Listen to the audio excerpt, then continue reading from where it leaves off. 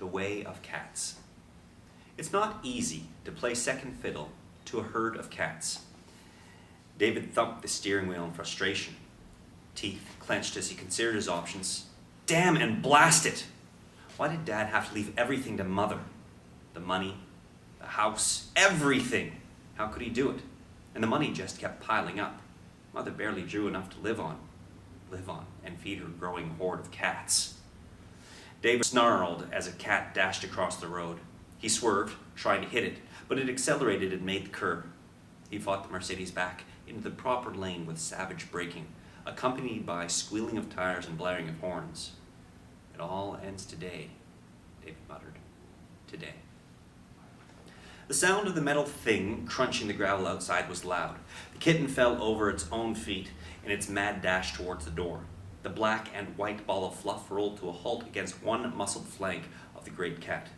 The green eyes opened and turned to regard the kitten. "What is your hurry?" asked the great cat, not stirring from his place in the sunshine. "Our human is coming home," the kitten mewed, high-pitched and excited. "She's coming home, home, home." "Of this I am aware," rumbled the great cat. "Are you old enough to greet her with the dignity that comes with being a cat? See that you do not shame your ancestors, little one." The kitten stared at the great cat in wonder. "I'm not a kitten anymore." "You are a kitten. I wish to see how much of a cat you have become." "Yes, sir." The portal to outside opened wide and their human came in. Many of the other cats approached immediately, rubbing themselves against her legs. She walked with a shuffling gait across the worn carpet, careful not to step on any of them. She was quite a good human. They had kept her for generations uncounted. She placed a large sack on a table, speaking in her incomprehensible human language as she did so. In short order, she provided fresh food for all of them, cats and kittens alike. Then she came to the sunny place to pay her respects to the great cat. The kitten, sitting beside him, sat up straighter and watched, trying to look dignified, which is a challenging prospect at the age between kitten and cat. Duties done, the human seated herself on the human chair, the only article of furniture devoted to her use, at least when she was at home. As she did, she gave the ceremonial request to the great cat. Her mastery of the language of cats was rudimentary at best, but what can one expect from a human? Unable to pronounce their true names, she had given them names she could pronounce. Allowances were made, of course, for their beloved human. She could hardly be expected to understand the ways of cats. The great cat, called His Magnificence Felix the Great, magnanimously responded to his humans' attempt at cat speech. He rose slowly from the square of sunshine and stretched. It was a grand, impressive stretch, one worthy of the great cat, and he yawned around a mouthful of fangs. Even the wicked barbs of his claws appeared, briefly, as anchorage for his elastic body. With an easy, graceful leap, he landed on the lap of comfort and accepted the scratching of the ears with a low rumble. The kitten, named by the human as Fantastico Exploratorium, or Fantastico in informal speech, crouched in preparation for a leap. He eyed the lap. He gauged the distance. He wiggled his behind thoughtfully. Then, with all the power of his all four legs, hurled himself upwards. His aim was true, but his altitude slightly short. He reached a cloth-covered knee and hung on desperately, dangling until he could find purchase for his rear claws. The human leaned forward slightly and lifted him into the lap of comfort. The great cat sighed in resignation. Youth. Well, he had been a kitten once, long ago. The chiming of a visitor sounded, followed by a sharp knocking on the portal to the outside. When one or the other occurred, it was usually all right. The two together were a bad sign. Every ear of every cat turned back and laid flat. Every light-reflecting eye turned toward the portal to outside. Every claw on every paw flexed experimentally, ready for instant action. With gentle care and apologetic tones, the human placed both cats on the floor. The great cat accepted her apology immediately, since the irritating noise would not stop until she tended to it. The kitten merely looked puzzled. He had not yet learned what the bell and the banging together would mean. "Oh, David, it's good to see you. Do come in." "Hello, Mother," David replied, entering. Cats all around the room moved farther away from the door and the pair of large gleaming dress shoes. The smell of leather and cologne mingled in a repellent cloud around the intruder. "How have you been feeling?" She shut the door behind him and walked slowly toward her chair. "Oh, not too well, my dear. Old bones, you know. This wet weather will see me catch my death of cold." David moved to the couch, and cats vacated it for him. They had learned, by God. It was bad enough they shed on all the furniture, but there would be none of their foolishness trying to rub it off on him, or sniffing around his ankles or any other such rot. A swift kick here and there while Mother wasn't looking taught them who was boss. "I'm sorry to hear that," he replied. "How's the nurse working out?" "She comes by 3 times a week, but I don't really want her," she answered peevishly. "She brings all sorts of pills, but you know I don't trust pills." David looked around the room. "I take the maid hasn't been by in a while?" "Hated her," the old woman said. "Kept trying to clean the furniture. Didn't like any of my babies." I see. Babies," David thought. "Furry little monsters is more like it." "Mother, I really think you ought to consider moving into Shady Acres. I don't like to see you living alone like this. Drivel, son. I'm not moving into a death home. It's all they are. Places for old folks to go and die, away from all the things they ever loved. Won't do it. No. And I'm not alone. I have my fuzzy little babies," she added, assisting a fuzzy kitten into her lap. "They'll look after me. Won't you, Fantastico?" David sighed as the kitten scratched his eardrums with a high-pitched, annoying whine. "Mother, I hate to say it, but you can't go on like this.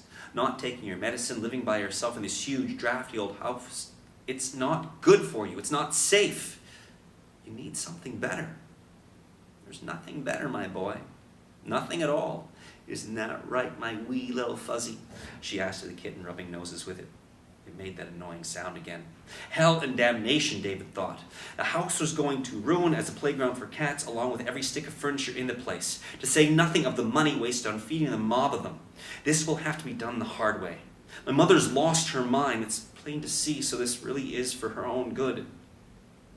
Mother, I really have to insist, but you need to go to a place where there are people who can take proper care of you. It's for your own good. Nonsense. I really won't hear another word about it. David pinched the bridge of his nose between two fingers. Mother, I do insist. I shan't. And that is my final word on the subject. I thought it might be. He drew out a cell phone and made a call. Yes, it's me. Come on in. He hung up and put the phone away. Mother, I've gone to considerable effort to have papers drawn up. You're very old and you need full-time care. If you won't go willingly, I have no choice but to have you removed. Her face went white as her hair. You wouldn't. The great cat watched as more men, strangers, but obviously agents of the enemy, came in through the portal. They came in with no care for protocol and moved to catch their human. She wailed and resisted, but they were young and strong and took the cat's human away. The enemy was the last out. He turned to look at them with a glint of triumph in his dim, human eyes. He closed the portal and was gone. The kitten, having landed roughly, was still shaking his head and wondering what happened. The great cat walked over to him and nuzzled him upright. Speak, little one. Are you a kitten or a cat? Tell me now. What? Asked the kitten, looking around. Where's her human? Answer me, snapped the great cat. If you are a kitten, you must stay here. There is cat business to be about. The enemy has taken away our human, and there is serious work to do. The kitten opened its mouth to reply, but the deep, eldritch glow in the eyes of the great cat made him consider his answer. I'm a cat, he said at last. Maybe I'm really a kitten, but I need to be a cat. Make up your mind. I have. I am a cat. We shall see, rumbled the great cat. Come with me. You must learn how to walk as a cat. I can walk. You put your paws down like a cat, but you do not know the secret paths where only cats may tread, the trails of the shadow in the dark. You have much to learn. Shady Acres was quite nice. It looked lovely in every way, exactly like the brochures. Mother had her own room for one thing. An orderly remained at the front desk at all times, and a nurse was never more than a button push away. There were entertainment rooms, a library, bingo, and other games. Dozens of elderly men and women lived there, assisted by the friendly, helpful staff. But she was lonely. Desperately, terribly lonely. None of her furry friends were there. She loved them and wanted to be with them. Day by day, her strength diminished as her sadness grew. Her soul was heavy with grief and with want, and her body began to fail. At last, they confined her to a bed, and the doctors put tubes in her and electrodes on her. She knew she was dying. Her only regret was she would not be able or permitted to tell her beloved friends how much she missed them, for she knew in her heart how much they missed her. Nor was she incorrect. Down the paths of cats, twice 100 feline bodies still whisked through space searching for their stolen human. With the eyes of cats, they search places in shadow and darkness where the spirit quails and misery spreads like spilled blood.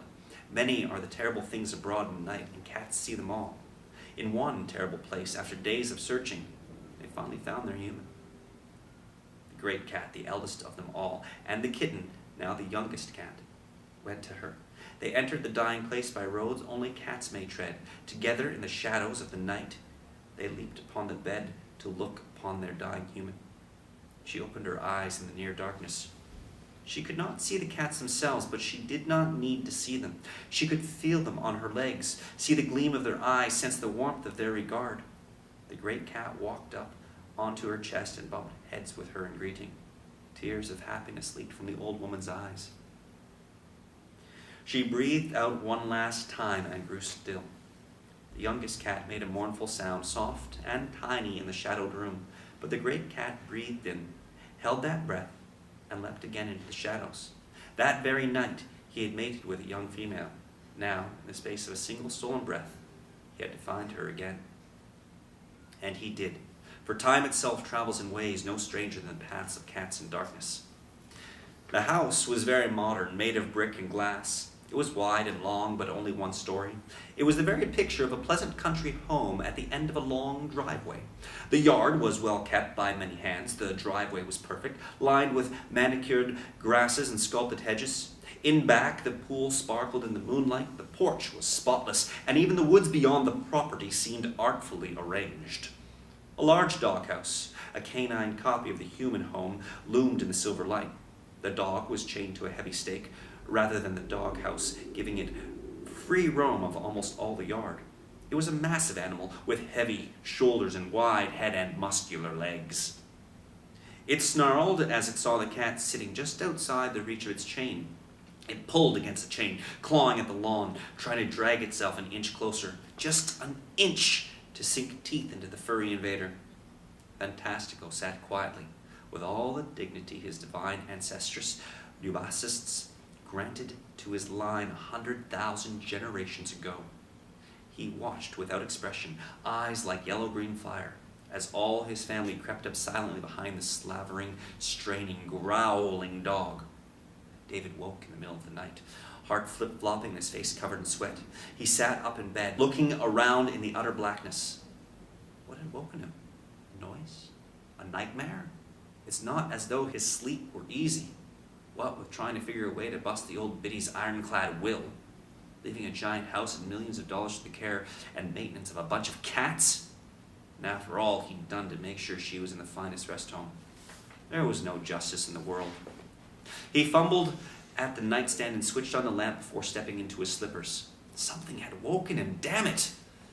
He belted on his robe, yanked the belt tight, short, sharp movement, and went to look through the house. There, that noise. Some blasted alley cat yowling at the moon. He lived out here, away from that sort of thing, but the damned animals almost seemed to follow him.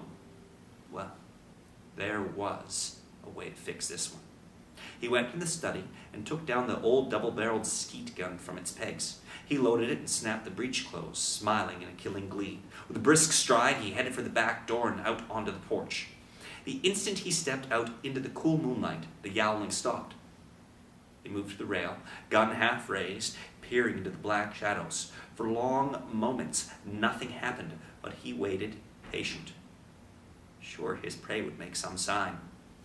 A pair of eyes gleamed, cat-like in the darkness. David raised the gun and he fired at them without thinking. The eyes vanished even as he pulled the trigger. Buckshot peppered leaves, trees, and loam, but nothing else. There was no pained yowl, no wounded cry. David muttered curses as he moved along the edge of the porch, leaning over the rail and waiting for another shot. Eyes gleamed again, shining as bright as the moon. He took careful aim, sighting in on them, and slowly squeezed the trigger. Again, with the same uncanny timing, the eyes vanished as he fired. "Blast!" he shouted. He clicked open the breech, and the spent shells popped out. He patted his robe pockets for more shells, but they were still sitting in the drawer in the study. He turned around, still muttering oaths, to go back into the house. A sea of gleaming eyes stared at him. They were all over the deck in a solid mass, barring his way to the door. They even covered the angle of the roof, looking down on him. It was a forest of yellow-green lights, shining bright as candles and as cold as the stars, unblinking, inhuman, angry. A carpet of feline fur unrolled over him. A carpet made of slashing claws and flashing teeth. A wave of predatory instinct and wounded pride engulfed the human, eerie, silent, and cold. The human screams were muffled by the fur and finally drowned in it. The great cat nudged the kitten as it opened its eyes. It looked around, blinking at the light for the first time. I know this place," it said. "You should, little one," replied the great cat. "You lived here for many generations." "I remember. Yes, I remember. You're His Magnificence, Felix the Great." "Is that what you called me, inhuman? How fitting." The great cat said, and twitched his whiskers in pleasure. "But now you must learn our names in cat. You learned much as our human, but now you must learn to be a cat. It is a great honor we have given you. Do not disappoint us." The little kitten nodded. "I will do my best. Will you teach me?" "When I must," the great cat agreed. "Your true teacher will be this one," he said, indicating a half-grown cat with black and white markings. "Fantastico Exploratorium!" exclaimed the kitten. "My, but you've grown!" "I've been well fed," he said, "and you were bigger once. Now come.